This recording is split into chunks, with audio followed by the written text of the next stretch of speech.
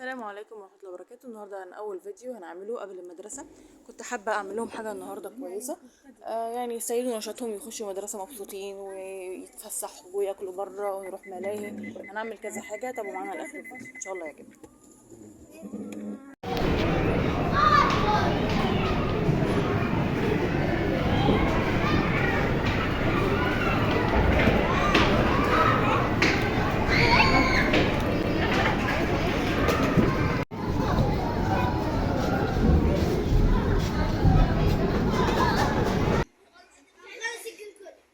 ادي جامد، اديله.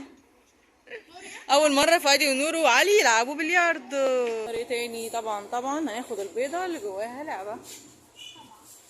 دي بتاعت البنات ولا الولاد؟ لازم تقعد تسمع. شوف جواها ايه. واحده بس. لا اعتقد كده كفايه جدا. تعالي يا فادي. خلاص هو كده كفايه. نروح نحط ايه حاجات كويسه هي قوي كده. اجروا هجوم هجوم هجوم هجوم على بيتزا. هجوم اجري. طبعا المكان جميل ولذيذ، تعرفين واكتر مكان بنحبه هو بيتزا كينج. المنظر هنا ده احسن حاجه جميل جدا. واو، عايز تاكل اكل بيتزا فؤاد. خدي معايا ونغرقها سكر.